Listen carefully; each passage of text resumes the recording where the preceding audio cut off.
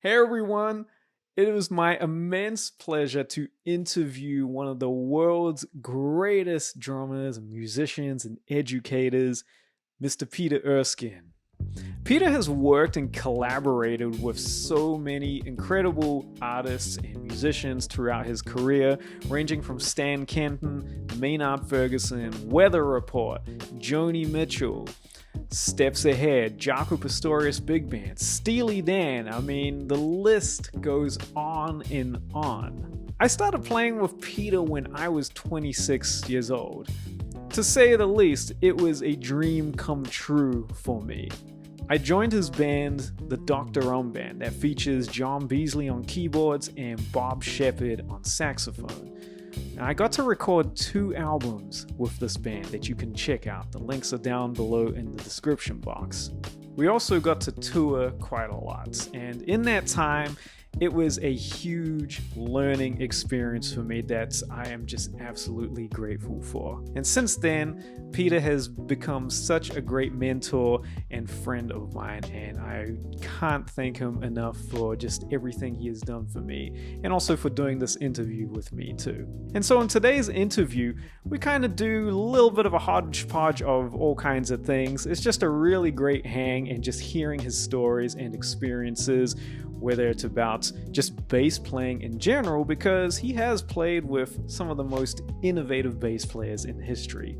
And of course, you got to talk about Weather Report as well and his time with that band and with Jaco. So without any further ado, here is my interview with the great Peter Erskine. Enjoy. Mr. Peter Erskine, it is my absolute pleasure to have you. We've known each other for coming up to 10 years now. Wow. And I can tell you that it was an absolute dream of mine to be able to get to know you and to even just to play once with you. But the fact that this has turned into like a friendship, and you being such a huge idol and mentor to me, I'm so grateful for everything that you've done for me and for my family. So Wow. thank you for being It's here with me. my great pleasure, Benjamin. And just the other day, I was listening to some live recording when we had the Dr. Band over in Italy, Yeah. and I was just astonished how wonderful you sound. It's Oh, just it's a man. joyful thing not only to play with you, but just to listen to you is and the combination. It did my heart so much good to hear that stuff again, and I hope we can hit again together real soon. Absolutely. That will happen real soon. And we'll talk more about Dr. Throughout this conversation here. But I wanted to obviously, my whole platform and what I do here at Bass with Benjamin is helping bass players. And obviously, this is my first interview with you. And obviously, you're not a bass player, but you have been around pretty much A couple all a couple a of bass couple. players. of the, and so you've seen that development, but I wanted to start off and ask you from your perspective, what for you, what is your ideal bassist? Not who, but what is your ideal bassist, and Okay. why? So, uh, my ideal basis, uh, maybe I can best answer that by relating a story. A few years ago, I Yeah. was at the Stanford Jazz Festival, and they will combine the musicians who are there. But primarily, we're there to teach. Um, they'll combine different players, so you have different rhythm sections. And the great guitarist Kenny Burrell was playing, Mm, mm, and I'm playing with a bassist who I've never played with, and I wasn't quite sure who he was. mhm. He was shy, and I wasn't sure if sometimes when people are shy, you don't know if they're being shy or if they're being Sure, unfriendly. sure. Uh, he was being shy, uh, so we play one tune, and I got up from the drums and I said, uh, "Man, I'd love to give you a hug if that wasn't inappropriate." but it just feels so good to play with you. I said, where are you from? You know, he said, well, I work with the Vanguard Jazz Orchestra, and I'm talking about the great David Wong, Yeah, and wow. and and he said, I've been working with Roy Haynes, and I smiled and I said, so that's where you learn how to look at the tip of the ride, Mm, the tip of the stick on the ride cymbal. wow. And he smiled. He said, yeah. And I said, well, that explains everything. Wow. Uh, and before you came into my life in terms Hmm. of the electric bass, I was doing a lot with the late Dave Carpenter, Yeah. and he learned the same thing from the years he played with Buddy Rich. Mm. Uh, if you're a bass player in Buddy's band, you had to watch Buddy's right stick tip and when and where and how it played the cymbal. Yeah. So uh, that's an instantaneous lockup Hmm. in terms of the time. Uh, so uh, it's best when the drummer and bassist are hearing and feeling the pulse, the quarter Hmm. note pulse, the same. Uh, then in terms of both basses, it's I'm pretty aware of the envelope Hmm. of the note. Does one note just go all the way to the next note, or is there a bit of a shape and a little bit of Sure. air or space between notes? Right. I met Ron Carter when I was quite young. I was like Yeah. 8 or 9 years Oh, old at wow. the Okay. summer camp, Yeah. and uh, we hadn't seen each other in a while. And Yeah. Ron's always very gracious and cordial. And I said, "Wow, somehow I brought up something about uh, the fact that I was teaching some bass players at USC, Hmm. and he gets haughty for a second. He goes, "Oh, what does a drummer tell a bass player?" And I said, "Well, for starters, I tell them they have to listen to a lot more George Duvivier." And Mm. and he gave me a big hug. And we've been closer ever since. Now, if you're Right. not familiar with George Duvivier, Hmm.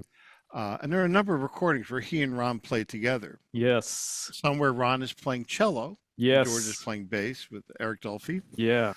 There's an Oliver Nelson album where the two of them are Mm. That's right. trading fours. And Duvivier had, similar to Mingus, had this very kind of short note envelope. It wasn't a long ringing thing. Right. Right. And so there's tremendous point to the beat, and it's just the space in between the notes. You just feel Hmm. the swing so hard. Yes.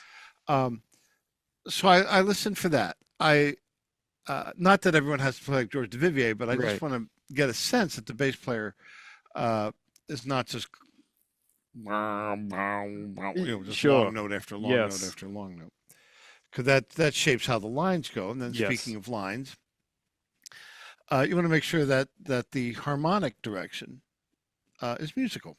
Absolutely. If the simplest way to express that would be leading tones or voice leading. So if a bass player has good voice leading, then the time propels naturally and effortlessly. Right. If a bass player lands on tonic at the wrong time or Sure. multiple notes in the wrong space, Right. then it feels like the forward motion of the music is kind of uh, somehow gotten interrupted. Right. Those are three things. The fourth Okay. thing, sorry Yes. to go on and on, No, this is great. but the fourth thing would be that if the bass player and the drummer establish a groove Yeah. and the drummer veers off and does something contrapuntally, rhythmically, whatever, Right. the drummer is doing that because the bass player is playing the groove. Ah. It's not a signal for the Right. bass player like, ooh, let's get interactive. Because Right. that handcuffs me right away. And uh, that will necessitate a conversation if Right. there's too much of that going on. Right. Which is what I learned in weather report, because I made that error, like, oh, I'm listening, I'm being Hmm. responsive, I'm being sensitive Right. by echoing back what I just heard. Right. uh, and then Wayne Shorter would turn around, they don't do that. you know so Right. if a bassist and drummer have a groove going and the Yes. drummer veers off, keep the groove going. The drummer's counting on that Right. to make that variation uh, Interesting. work. Right. Okay. And so, I'm sorry, no, no, I'll no, shut up after this. no, no, no, no. I Because love it. the common thing is that, oh yeah, we've heard all the Miles records where they all jump on Yeah. Sure. a Yeah. thing, and what I just proposed is not everyone's cup of tea. I've Sure. had some players like think that I'm not paying attention, and of course I Right. am. I'm Right. very conscious. I hear anything, if it's audible, I'm paying attention to it on stage. Absolutely. That I think that for me, when I started playing with you, I think that was one of the biggest. There's a few uh, big lessons that I learned just from watching and listening to your approach. And I was 26 at the time when I started playing with you, and I think that one of the biggest ones, was dynamics, but also how to interact without overstepping as well. Because obviously, when me being a young player, at the time, there's that excitement for many reasons, right? Yes, Hmm. getting to play with you, but also like, okay, I want to be involved in the music. I want to be part of the conversation. But I remember you told me, like, even when just playing a walking bass line, you said ease up on the triplets. There's too Oh, much of that the going. the yeah. Exactly. You said there's too much of that going on. Just be steady on the quarter. And I think this is something that I really found with you, of you really put into the whole thing the power of playing quarter notes or even just a single note. The fact that you could carry the whole band with your ride cymbal, no hi-hat, no comping on the snare, just quarter notes on a ride cymbal, was just as powerful as doing maybe some Elvin stuff or doing a Tony thing with the hi-hat, Well, you well, know? yeah. I mean, it's different, but can I demonstrate to everyone real quick? Please, please do. You got the Okay, multi-camera angles going on. the multicam Yeah, please show thing here. us. All right, so um, the simplest beat Yes. that a drummer could play would be, as Benjamin was saying, four quarter notes, and I'm going to do the hi hat on 2 and 4, Right. and I'll play a cross stick on every fourth beat. This is the classic well, kind of blue beat. Yeah. 1, 2, 3, 4, 1, 2. Now, I'm only playing quarter notes, right? Yeah. So it would make sense that I'm thinking of quarter notes, because that's what I'm Yes. playing. So if I think of the quarter notes, it's going to come out like this: 1, 2, 3, 4, 1, 2.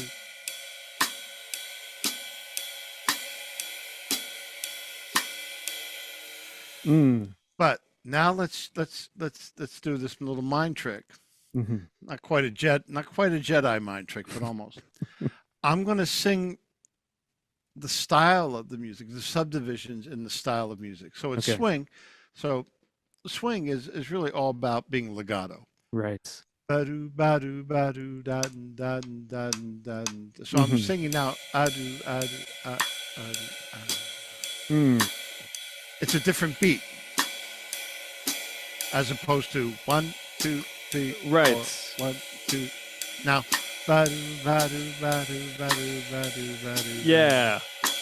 And that, ladies and gentlemen, um, is where you get, that's your answer to, can you play a little bit behind the beat? Yes, I can Right. phrase behind the beat. I don't I don't slow down the quarter notes, but that backbeat, Yes. and And one of the greatest examples, just check out some Jeff Porcaro tracks, Yes. and you'll be like, how in the world did he do that? Yes.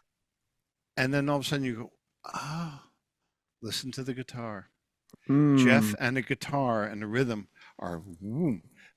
And yet he's also with the bass. So, absolutely. so the time is rock solid, and yet it opens up because of the subdivision. Right. Uh, and and you can get complicated with all that, Right. but in general, that speaks more clearly and in a sense uh, more loudly Yes. uh, by simplifying it, and so the power of that, and I'm sure you discovered this, is wow, we can really do a lot of cool stuff by Absolutely. opening up a little bit, and this also has to do with volume when you brought that Yes. out. Yes. You know, no subwoofers. We just get that good. Yeah. So this whole spatial audio Yeah. thing. I said, all right, I'll check out Marvin Gaye's "What's Going On," Okay. and all of a sudden they got so much low, so many lows on Mm, the bass, yeah. and I'm like, that's not what he played. No. James Jamerson was, and that worked because it was here Right. in the sonic spectrum, Right. and and and it, when you go back to the original, you're like, yes, it just sounds amazing. So, Right. in a sense, all I'm trying to do is I'm just trying to turn the clock back a little bit. Right. Right. Now, if you haven't already, don't forget to like and subscribe to my YouTube channel here. That way, my content can be dished out to many different people's feeds, as well as check out my bass resources down below or go to basswithbenjamin.com. Back to the interview. You mentioned subwoofers. That's something I also learned from you as well. I remember we were doing a sound check. I can't remember where, and the sound engineer, you were doing the kick drum, the bass drum, and there was a lot of, and you were like, that's way too much because, and I'm for me, my young, my way of thinking at the time, I'm just like, Your well, why not? generation. Yeah, exactly. My generation, I'm thinking like, well, why not, man? Isn't this like we're playing electric stuff? It's a fusion, man. We got to have it kind of bumping. We're playing some groove here. And you said that I can't play the bass drum the way that I need to, the attack, if there's just too much going on. I need to have the source coming from right here. And then Mm. they supplemented out there. But what also blew my mind was when you told me that there never used to be subwoofers. And I didn't know that. Yeah, So it was like, I read somewhere that Maceo Parker was doing a sound check. uh-huh. Maceo Parker of James Brown Of fame. course, yeah. And he stopped and he explained to the sound guy, he said, the funk is not down there, man. The Mm, funk, the funk is here. right. And, uh, and yeah, the sound guys like, they think it sounds impressive. I mean, I struggle, on stage if a bass, the way I term it is if it seems unnaturally loud. If anything is, Yeah. it's because then there's how do you play dynamically? How do you achieve a balance when some element? Yes. Last night I was doing a gig and the fine singer, but his monitor was, he was too loud everywhere, Sure. and I'm puzzled. Like I asked one of the musicians, do you need the voice that loud? They went, no, Hmm. say something. The Right. goal, folks, take it from me. You want Yes. to keep your stage volume as, I won't say soft, but as normal volume Yes. wise as possible, or soft even. Right. Um, it always feels better. Once stuff starts Hmm. getting loud, then without realizing it, you're all right. I was telling you about a lunch I had. Yes. Music was loud in the restaurant. These young people came in. They had to they wanted to hear themselves on top of Yeah. the music. They were literally screaming. Right. Yeah. Um, and my two grown children were amazed that I didn't say anything. I was just like, I'm not going to say anything. But It's it's like, you know, boom, when the volume takes off, yes. and so thank you for being cool enough to not be defensive. Uh, Sure. I mean, and I'll tell you, this is I remember the very first time we ever played together was a rehearsal, right?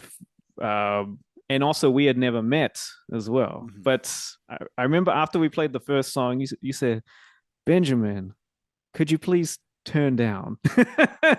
And to where I was like, oh, absolutely. For many reasons, obviously, I'm going to be.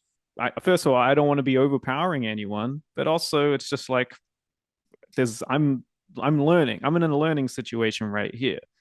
Um, and also I didn't know how to gauge it as well.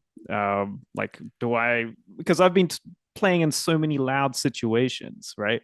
And so Sure. this was the And total opposite to that. some people like it loud. Absolutely, that they Yeah. have, and the thing that I would like to ask you for those of us who weren't there, including myself, just how loud was the stage volume with Weather Report? Whatever. What? It was funny. I was just reading through some text from my memoir about Yeah. and Jocko would say to Joe, you know, the bass too loud. Look at my acoustic amps. He's had these acoustic 360 amps. So those knobs are at the exact same setting when I was backing up Phyllis Diller and Bob Hope at the Sunrise Theater in Florida. I'm not too loud, but Jocko could get loud. But the driver of the volume Yes. was Zovinal. Sure. Uh, he had these two big speaker cabinets, and at one point we figured out he was standing so close to them that he wasn't getting somehow the full effect. And when those got so loud in the out front, Yeah. then they had to bring up the entire PA. Right. And then Joe would hear the stuff in the PA, and then he. I remember we played it was a two concert um, appearance at the Newport Jazz Festival in Avery Fisher Hall in New Yeah. York, and the first concert, it was the whole band was just it was so loud, Mm. and everyone was like, yeah, we got to turn it down. So the second concert was great, you Yeah. know, and the band could flex its musical muscle Right. much better. Uh, I mean, even I don't know. I mean, there's some musicians who can wail when Yeah. it's really loud. Yes. I'm not one of them. Sure. I've always found it challenging, and but I didn't. My problem was I didn't know how to um, generate intensity without it Right. being loud. Right. So, like you know, a lot of drummers will when they want to play an accent, Yes. instead of playing here, Right. they'll they'll do a combo rim Yeah. so that every time they play an accent, Yes. it's a rim head combo, Right. and that's not and that wipes out most of the bandstand for Oh, you absolutely. know whatever transient of time Yes. that takes, uh, and everything starts getting louder, and the drummer has no place to go because Right. all their backbeats are loud. So Exactly. uh, There's no uh, place to take yeah, it further. Right. the headroom gets all messed up. Right.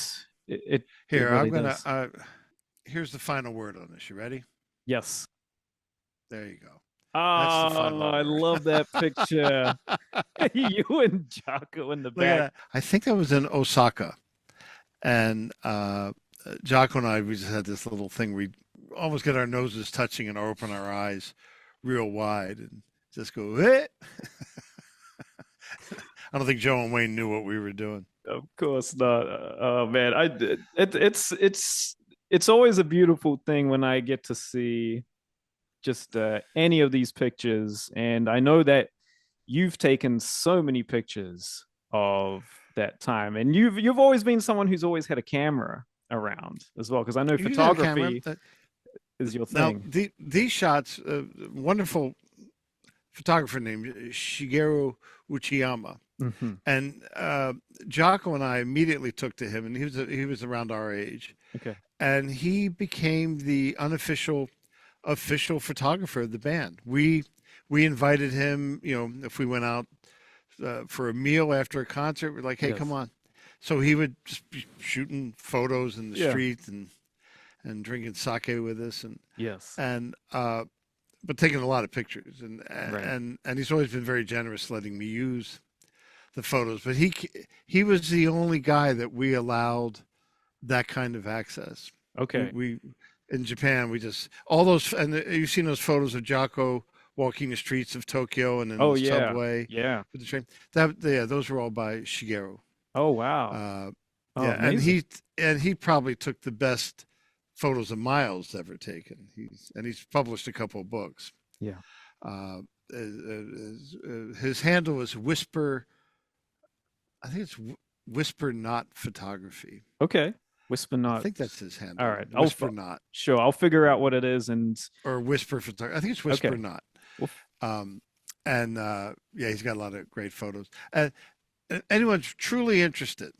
Now, you know, I wrote this book, No Beethoven. If yes. you have an iPad,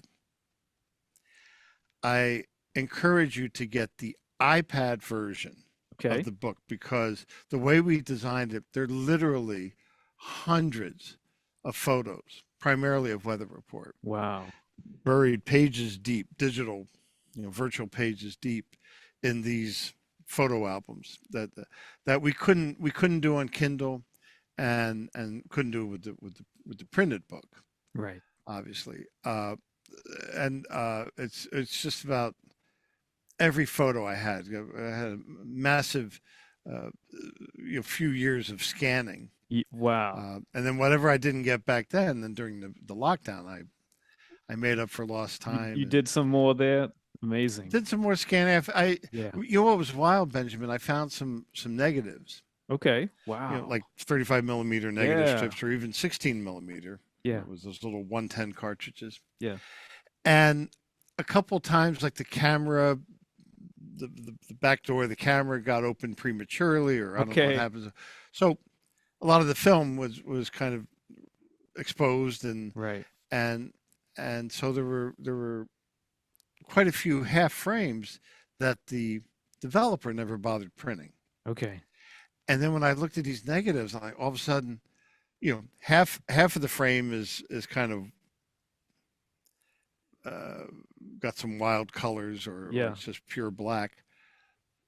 But the other half is there's Freddie Hubbard all of a sudden. I got a photo of Freddie Hubbard and George Duke I'd never seen. What? Yeah, Oh just man, like you got to get that developed. I got to see that. it's a Wow. wild one. I wonder if I bet. I'm just gonna look over here. I don't know if I Sure. can find it while we're Okay. talking, Wow. but Freddie we'll and try. George. Amazing. Yeah, yeah. They were, you know, I mean, I've been so lucky. This I've gotten to play with so many wonderful musicians, and they were all Absolutely. really, they were all really kind. You Yeah.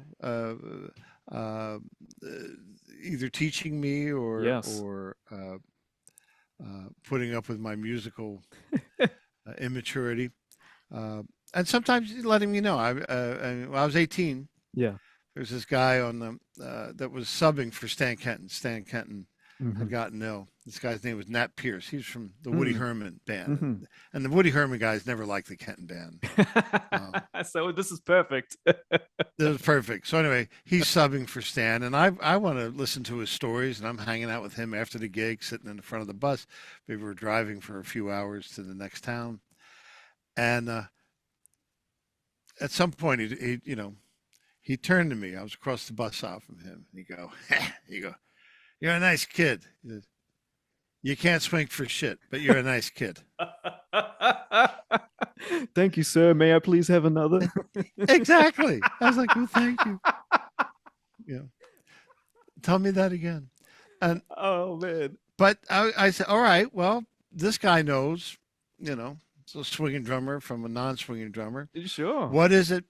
What is it that's not there? Right. And that takes a while, you know. And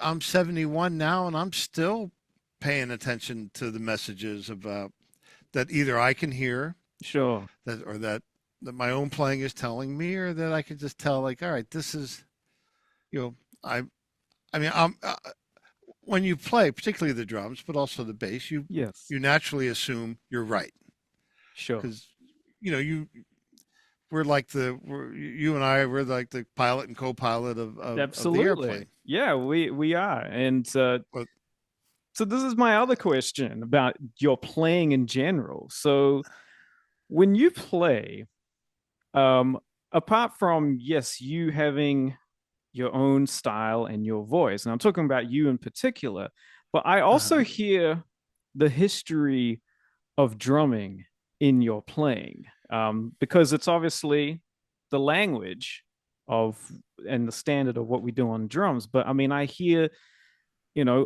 Alvin, I hear Tony, Philly Joe, Mel Lewis, Clyde Stubblefield, Buddy Miles, Buddy Rich, Billy Cobham, Jack DeJohnette. Like, how important, I mean, is it to study the greats in order to develop your own thing? well, these are the musicians who developed the language. Right. They not only uh, created much of it, but they nurtured it. They redefined it. Mm-hmm. Uh, they bequeathed it Right. to us as listeners and as musicians. I did this gig last night, and it was with a couple of musicians from the classical world, and Mm-hmm. hey, we play jazz, and and I drove home from the rehearsal angry. I said, Hmm.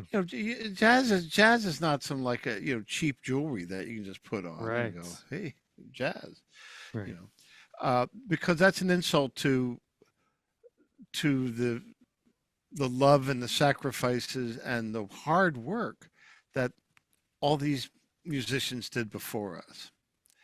Um, and so out of just decency and artistic integrity, uh, and for just the pure joy and the selfish pleasure of, hey, they're handing us this language on a silver platter. You just got to pay attention to it. Yeah. You'd be an idiot. What do I want to try to recreate out of thin air the stuff that they've already Right. pioneered? Well, Right. why would I? Who needs Yeah. that? Yeah. Um, and so you build on the tradition. And it's not that I'm a devout historian Mm-hmm. or a devout worshiper of one school of drumming over Sure. another, because I like a lot of different music, but Yeah. I do have tremendous respect Absolutely. Yes. for these musicians. You do. And what a gift. Yeah. Uh, uh, it was something I penned during the whole when the whole Black Lives Matter Yeah. issue was, and I said, yeah, I owe my musical language Mm. to Black Americans, to Black musicians. Mm-hmm. You know, Yes. uh, of course, Black Lives Matter. You know, Absolutely. my daddy was rich, my mama was good looking, like Gershwin Yeah. Right. uh, penned in Summertime. Yes. I had tremendous advantage. Right. being educated, going to summer camps, and being able to learn and study from these men. And Yes. you know, you know me, I was born with a bit of a cheerful heart, Mm-hmm. and my parents made sure that I showed respect Right. to the musicians. Yes. And so of course Tony was nice to me. Why? Because I was a genius? No, because I was a decent human being to him, Yes. and Absolutely. I could play. You Yeah. know, he knew I could play, Yes. and I revered him. So yeah, sure, why wouldn't he be nice? Yeah. And Elvin Yeah. and any number of the drummers. I never had the chance to get to know like Clyde Stubblefield, Right. but look at this. What you got? Guess who got to hang with James Gatson? Woo! Yes. Yes. I love it, man. These the cat's right here. Just holy cow, you know Yeah, what a absolutely. gift. So you know, yeah, and I, you know, my teacher and my dad, but many thanks to my teacher who put those great LPs in front of me, and then Yes. you know, and my dad bringing home Art Blakey records, and then Yes. you know, when everyone else was getting their first Beach Boys or Beatles records, my dad brought Love Supreme home, and Yes. I'm like, thank you. Yes. That that's how you do it. That's how you do it right there. Well, I Um, got lucky. yeah. Well, You know, I mean, it worked out. what if they? You know, I will say that. I mean, if they brought a Sandy Nelson record back, I probably would have said, eh.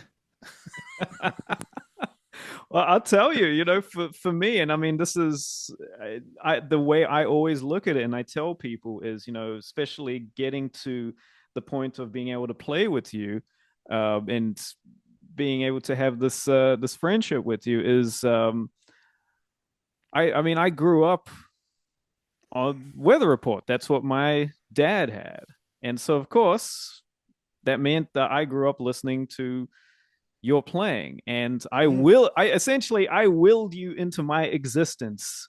Ah, That's how I did. And same the thing with Jedi. You did the Jedi bass player mind exactly. trick. And same thing with some with Alfonso Johnson as well, who I studied with at Cal Arts. He was the first person, from Weather Report that I got to be Oh around, wow, right? fantastic. So that was the other thing All right, too. your favorite Weather Report album? Don't think. Okay, Night Passage. Don't don't think. Night Passage. Yes, You know which one is mine? I know what it Mysterious is. Tra- This Mysterious Traveler. a mysterious traveler. Okay, nice. And so obviously that's Chester Thompson and Alfonso. No, No, is that's it? Free Chester. Oh, is it in Dugu? No, No, who am I not in thinking? Dugu. See, It I'm was talking now. Ishmael Wilburn. That's Ishmael Wilburn. yes. Thank you, Skip Haddon Skip Haddon. That's plays right. on a couple tracks. Okay, Uh, but Alfonso. it's Alfonso Johnson playing bass and a little bit of Miroslav. It was a Sure. transitional Okay, that's record, right. and on the back they have the photos and kind of Miroslav's is you know getting smaller and Alfonso's Yeah, getting bigger. right. Those guys are pretty cold. Um, Right. but it's I just participated in this survey. Okay. A woman who think she teaches at UCLA. I'm not exactly sure. Uh, uh, her name is Erica, but she contacted everybody. Okay. And was primarily interested in our memories of Joe and Wayne. Okay. But Alfonso's talking about some of the Mysterious Traveler sessions, stuff I never knew. I mean, it's. I'll send it to you, Please, and please. she'll be publishing this. It's Okay. just remarkable because Yeah. he witnessed. You know, there's a I think it's called Blackthorn Rose. It's this Mm, duet yeah. with Joe and Wayne. And Alfonso was in the room. He was starting to pack up his bass, and the two of them started just playing. And then he kind of just stopped, and he Sure. realized, "Holy cow, this is musical history." Wow. And so, speaking of that, Yeah. I'm sure there was moments where you experienced that too, where you're either on the side of the stage watching them do a duet, or even just in the moment where you're playing with these cats and you're like, this is it right I here. was, I was pinching myself every night. I couldn't believe my good luck. And there were just, yeah, there were some moments where it's like, wow, it's It's just great, special. Yeah, you know, what I'm hearing. it Um, really is. So uh, yeah. a little more weather report, and then we'll carry on a bit. But I remember you mentioned to me that Heavy Weather was the album for you as well. Well, You know, when I heard it, yes. um, I said to Jocko, and that was the night I met Jocko. It Okay. was, we're gonna, he came to a gig in Fort Lauderdale, I think. Where was it? Miami? It was one of those. Hmm. Um, Joe Rico's Airport Lounge, Joe somebody's Airport Lounge was a Okay. jazz club, and the trumpeter named Ron Tooley, who played on Mm. Jocko's first album, Yes. was one of the trumpet players in Maynard's band, and Ron told me, he said, I called up Jocko figuring I'd just get his answering machine, and he picked up.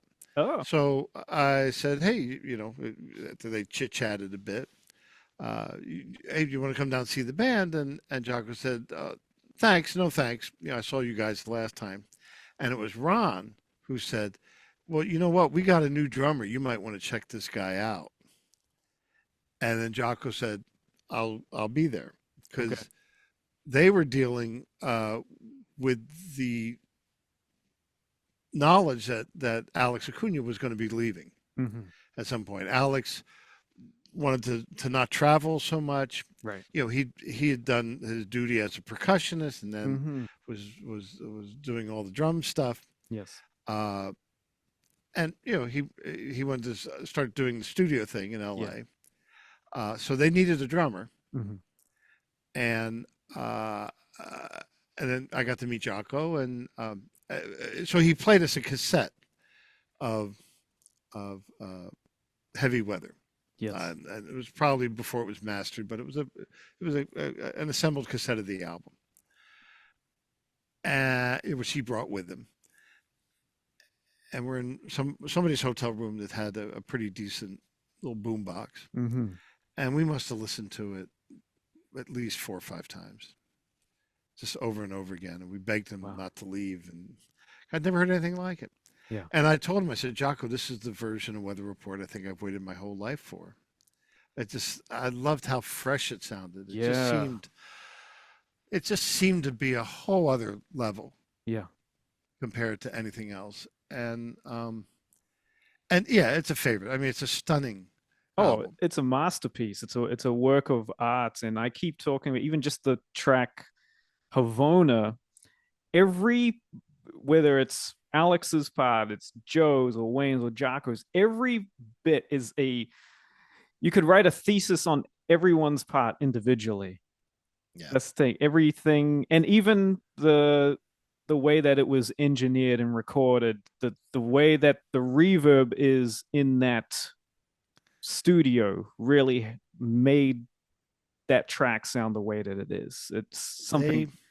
They they were geniuses, Yeah. and when this was pre-automation, Right. they didn't even have automation on the board like flying faders. That was all Yeah. fantasy. Yeah. So it would be 3 or 4 pairs of hands, and you'd rehearse the moves, and then you'd make the Yeah. moves, and um, it was common for one tune to have up to 70 or 80 mixes Oof. as they were trying to get it right.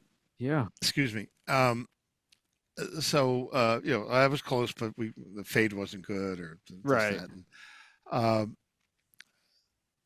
Mr. Gone was I think also a better album than a lot of people. Oh, I love Mr. I Gone. mean, people either like it or not, Yeah, no, but I love it. most of the people I know really liked it. The critics Yeah. were, Oh, they because were Heavy Weather was such a hard act to follow. sure. But I love Mr. Gone. I love how it was also like your introduction into um Weather Report. And it also was great to hear how Weather Report sounded with Steve Gadd and with Tony Williams as well. Like, And I'll tell you something about Tony. yeah. Um, Zavino told me that Tony came down, did the tracks. Tony himself was not satisfied Hmm. by how he had played, Yes. and at his own expense, he flew or had his drums driven back down from the Bay Area Yeah. to L.A.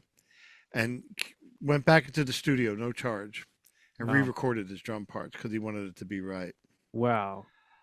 It's, And that was for you all know, the tracks he was on, or just yeah, okay? that Wow. was I think it was just two tunes. Right. Um, and then the very first thing I did was I overdubbed hi hat to Steve Gadd's drum track on Young and Fine, and Joe Yes. explained what he wanted, this kind of lilting. He just wanted a motor Yeah. that would go through it. So I'm in the booth and I'm playing the hi hat, and Yeah. I do the take, and I kind of climb over the microphone and Yeah. stuff in the small booth and go in the control room, and they've already started watching it's the World Cup semis were on or whatever. The World Cup's like in mid swing, Yeah. and they're watching some soccer game, and so I said, well, how was it? And Joe turns, he goes, you tell me. I said, I think it was good. So Joe said, okay then, watch the game. Oh my God. And that was it. Wow. And then we did Pinocchio, and Yes. we were sound checking, thinking you Yes. guys just and someone had the idea, let's play Pinocchio. So that was, and I was kind of hitting everything in sight just for the engineer to be able to hear. Yes. Uh, and we go in to hear what the sound is like, and then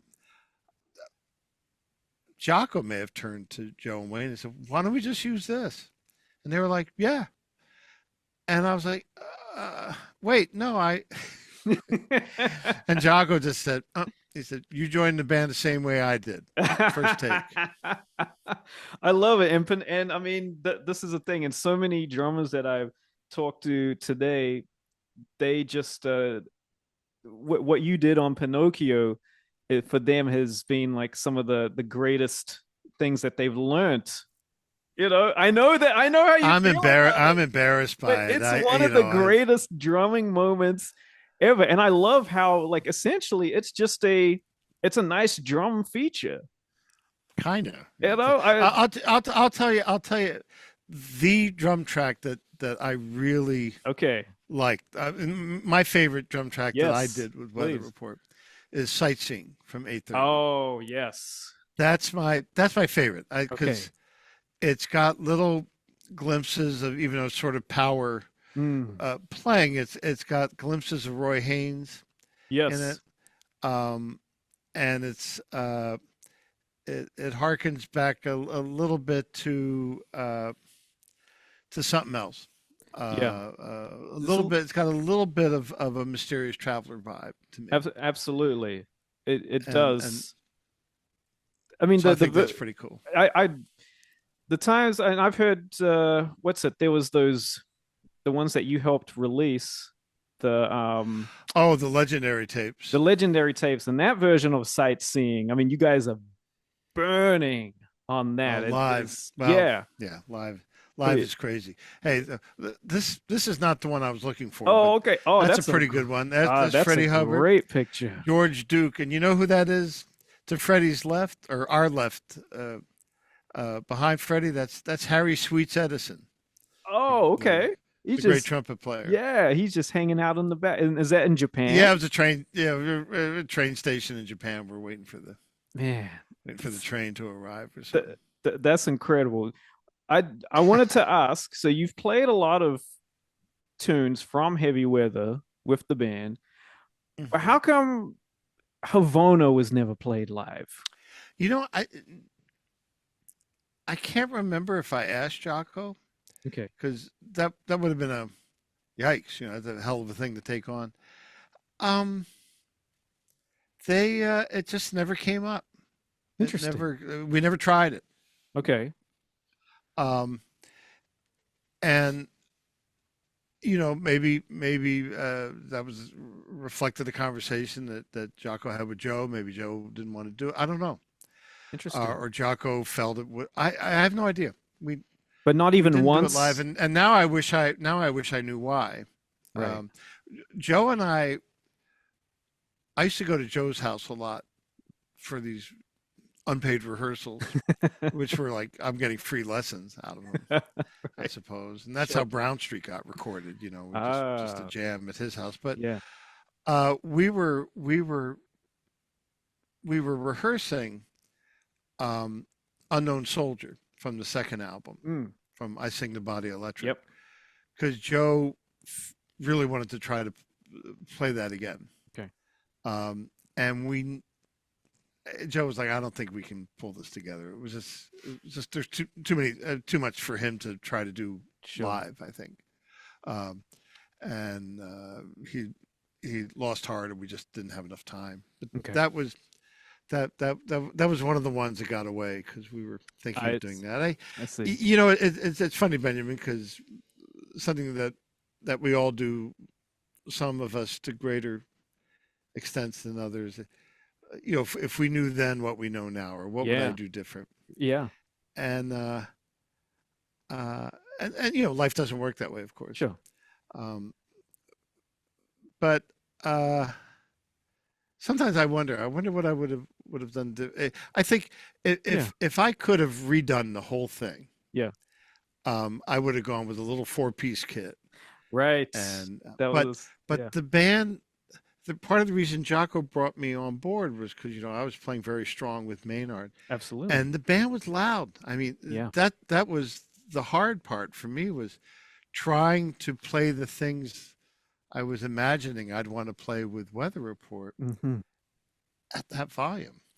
Right. I think, also going back to the thing about dynamics, I really feel that you brought a lot of dynamics, as loud as that band was, you brought a lot of dynamics effectively to the tunes that had already been played. Like when you listen on 8:30 live, something like a remark you made, um, Hmm. how I think I feel it even more so than the heavy weather version, just because of how sparse. And again, going back to how you just play the quarter notes on the ride cymbal. I like to call it your dream clock. I know that's a tune, a Oh weather yeah. report tune, but I call that the dream clock of what you do with the quarter notes on the ride cymbal.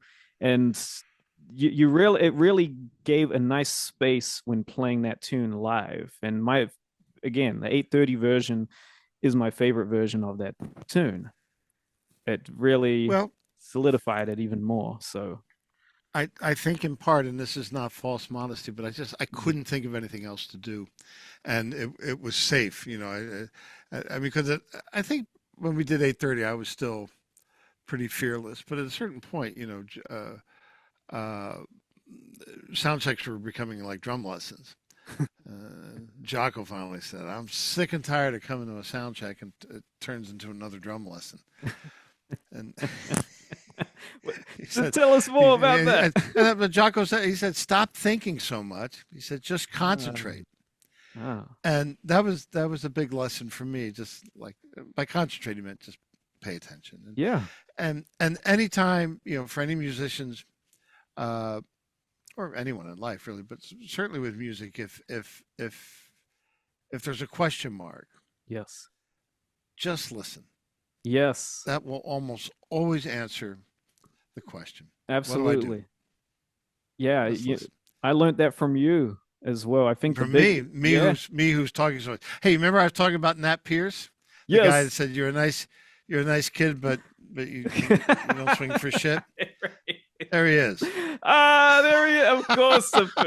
Of course he would say that. Oh my Yeah, god. right. Oh my Yeah. god. And I love the old airline headphones, right? Where I it's know. literally just like tubes that you plug in. I know. What a strange thing. I know. I just want to shift it a little bit. With I could never stop asking you about weather report, and you know that. But there's definitely other things I'd like to know more. And obviously, you've seen throughout your career, you've seen the evolution and the development of bass playing in music. I mean, obviously, being around the greatest bass innovators in history. And so, how has that, over the years and through your career, how has that impacted your approach to playing drums? You know, obviously Jaco being one, but there's also Eddie Gomez, there's Patitucci, there's Marcus. Like, I mean, so many that you've been around. You know, my playing experiences with Marcus you know, I never really got to enjoy doing too many of those. Hmm. Um, and you know, I'm not that funky. Okay, I have to disagree with Peter right there because he is incredibly funky. And I've experienced this many times with him on the bandstand. But don't just take my word for it. Check out this video clip of him playing with the Brecker Brothers from the early 80s. This has Alfonso Johnson on bass, George Duke on keyboards, Robin Ford on guitar, and of course Michael and Randy Brecker on the horns playing strap hanging. Now, just be aware it's a low resolution video clip because this was uploaded to YouTube 20 years ago. But it gives you the essence of just how incredibly funky and such a deep pocket Peter has. Check it out.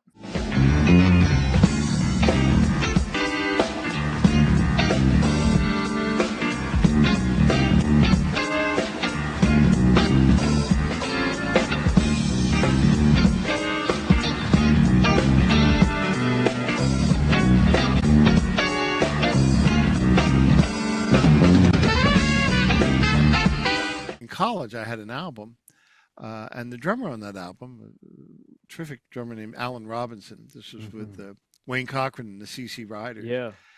and I think that influenced uh, my backbeat a bit. Mhm. And Jocko recognized it. So as soon as he heard me, he just felt like I can be comfortable with this guy. Yeah. And this guy has a discipline of large ensemble stuff, which Jocko had done quite a bit of Yeah. in Florida. That you know, this is might be a nice combination of things. Hmm. Uh, and you know, we were near the same age. We grew up listening to a lot of the same things. So Hmm. our musical and comedic reference points, our life reference points. You know, he could tell me some joke about a TV show. Uh, I knew what he was talking about. Right, right. Um, where maybe some other drummers might not. Sure. So we, you know, we we were both, you know, kids from. He's from Philly. I was from South Jersey. Hmm. Uh, and let me hold on just a second. Yeah, yeah. So at this point during the interview, Peter played me a recording from Wayne Cochran and the CC Riders. It's a track called Somebody's Been Cutting In on My Grove. And that's from the album called Cochran. Now, obviously, I would love to play the track here, but I don't want to get a copyright strike, so you're just going to have to go check it out for yourself. But it features some incredible bass playing by Adi Golanayak, who I'd never heard of before. So that's a whole rabbit hole for you to go down. So check it out. Let's get back to the interview. so there was a wonderful bass player named Eric Hochberg. He's in Okay. Chicago, and Eric was a student at Indiana University. Hmm. And Alan Pasqua and I, we'd gotten this Edgar Winter album, Okay. Edgar Winter's White Trash, which was a cool band. Yes. And Eric said, "No, man, you got to be checking out Wayne Cochran. You got to check out this record called Mm. Cochran." Okay. And so I bought it because it's based on his recommendation, and then that tune I was like, "Wow!" And then I got to meet Alan through Jocko, and Hmm. then later I realized I said, I think that had a pretty profound influence on me, and Jocko recognized it, and so you know the Weather Report gig, for whatever other reasons it made sense for me to do it, Yes. uh, was also thanks to my having paid attention to some things that worked. You know, Wow. I met Salvino when I was 7 years old at this summer jazz camp, Right. and Right. so you know I was a big Cannonball Lewis Hayes fan. Yeah. Uh, it all just it somehow seemed natural, and I think for all of us, that's life will work out um, if you pay attention and you have a little bit of discipline when you need it. And so when you're young, that means practice, Yes. learn how to read, and get a good tone. Because Yes. ultimately, I discovered whether it's bass player I love Hmm. or if I like my own drumming, it all has to do with tone. That's right. Absolutely. And I think going back to the what you were talking about earlier in terms of respecting the musicians who have laid down the foundation, right? Um, Hmm. Tone is a big part of, like, obviously in your case how the drums are tuned, the ride cymbal. In our case for the bass, obviously the whole thing of Jocko using the back pickup, doing that kind of punchy sound is a big standard of what bass playing The is. hand, Yeah, the exact the hand, the hands. and and then how that fits with the other instruments. Right. You know, so how much vibrato are the horn players playing with? When they take a breath, where they place stuff, all that, in a band that sounds good, that's all coming together in a real nice way. It, That's the fun. So you got to come on, you got to come back to LA or meet me in Europe yeah, somewhere. I gotta get you I'll down here. you name the place. I'll meet you All right, so let's go I to can get to play Japan. some more with you. Let's go All to right? Japan, man. Let's do another All thing right. there. Fair You enough. know, I'll start working on it. I know, right, man? Benjamin, I'm so sorry. I have No, to it's this all new good. album. I got to talk to the mastering engineer. Man, so Uh, when is this new album coming out then?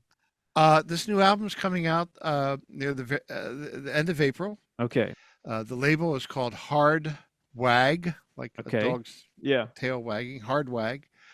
Um, we recorded at a studio in just outside of Chicago called Real Sounds, okay, REEL. nice, It's one of the records I think I've always wanted to make. And Scott Colley nice, playing bass, just yeah, incredible. so the second morning, Scott comes in. We just talk over this tune you heard, that New Orleans kind of Yeah. tune. Let's see what happens. So one take, we get it, and the engineer said, "Wow, most of the guys I work with, not even 10 o'clock yet, they'd still be arguing about something. Right. We'd already gotten the tune done. And you already got the I whole like to thing. work fast, I know. huh? I know you love to work fast, and I got to experience that with you on the records that we did. We got to work fast, but also we also got to take our time and relax, Yeah, which yeah. I That's what loved. working fast does. It gives you more time, Yeah, ironically.